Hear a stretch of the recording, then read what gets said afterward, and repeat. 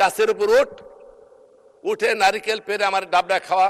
বলে স্যার এত বেয়াদব আমি শিখেছি, সুযোগ বুঝে আপনারা এখানে অংশগ্রহণ করেছেন, অনেকে আন্দোলনে যোগদান করেছেন, কখন করেছেন, কোন সময় করেছেন, কোন অবস্থায় করেছেন, কোত্থেকে করেছেন আমরা জানি, কিসের নিচ থেকে আসছেন সেটাও বলতে চাই না, সবাই জানে, কখন এসেছেন সেটাও জানি না। এই প্রসঙ্গে আমি শুধু ছোট্ট একটি গল্প বলে আপনাদের বোঝাতে চেষ্টা করব। মাননীয় স্পিকার, এক শিক্ষক ছাত্রকে বলছে এদিকে আয়তো, বলে জি স্যার। বলে ওই বাড়ি থেকে একটা দাও নিয়ে আন। বলে কেন? বলে আমি ডাব খাবো। দাওটা নিয়ে আয়, দাওটা কেটে ডাব খাবো। তখন বলে স্যার এখন যদি ডাব কাটার জন্য ওই বাড়ি থেকে দাও নিয়ে আপনার দিকে আসি, মানুষ মনে করবে শিক্ষকের দিকে দাবিত হচ্ছে, দাও নিয়ে বেয়াদব করবে, মানুষ বুঝতে পারবে না এই দাও আমি কেমনে আনি।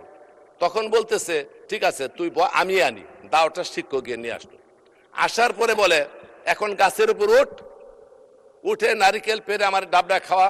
বলে স্যার এত বেয়াদব আমি শিখেছি, আপনি গাছের নিচে দাঁড়ায় থাকবেন আর মাথার উপরে আমি দাউনি উঠবো, মানুষ করবো শিক্ষক দাঁড়িয়েছে নিচে, ছাত্র উঠছে উপরে মাথার উপরে, এটা স্যার সম্ভব না, এটাও ঠিক না। বলে ঠিক আছে এটাও মানলাম।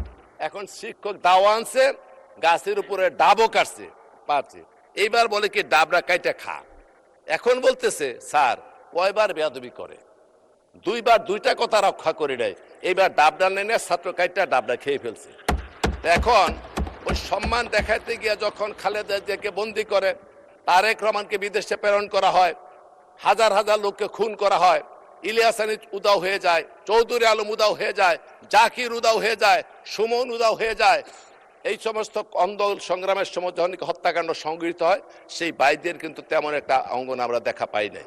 কাজে হাজারো রক্তের বিনিময়ে ধারাবাহিক আন্দোলনের 16-17 বছর যা চললো, তার একেবারে শেষ এসে ডাব কাটার মতো সুযোগ বুঝে আপনারা এইখানে অংশগ্রহণ করেছেন। এইখানে অংশগ্রহণ করে এই আন্দোলনকে কুক্ষিগত করার জন্য প্রতিদিনই সংসদে মাননীয় স্পিকার করে একটা কথা বলে, সনদ নিয়ে কথা বলেন।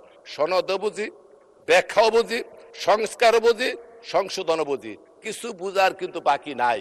অতএব মানুষকে বুঝতে দেন, সঠিক পথে আসেন, ধারাবাহিকভাবে কর্মসূচি পালন করার চেষ্টা করি। শৈবাল দিগিরে বলে উচ্চ করে শের, লিখে রেখো এক বিন্দু দিলেম শিশির।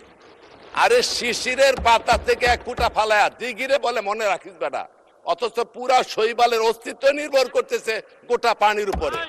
অথচ তারা ওই শিশির বিন্দুর মতো সর্বশেষ যোগদান করে এখন বিভিন্ন চিৎকার করছেন। এগুলি করার দরকার নেই, ভালোভাবে আছেন, সুন্দর করে আছেন মাননীয় স্পিকার। উভয়ে মিলে এসে দেশকে গড়ে তুলতে চাই, সেই সহযোগিতা আপনাদের কাছে কামনা করি। হঠাৎ করে ওয়ার্কআউট, হঠাৎ করে এদিক এদিক তাকানো, কান কথা, এগুলি বাদ দিয়ে মানুষের কল্যাণে আমরা সকলে কাজ করতে চাই মাননীয় স্পিকার।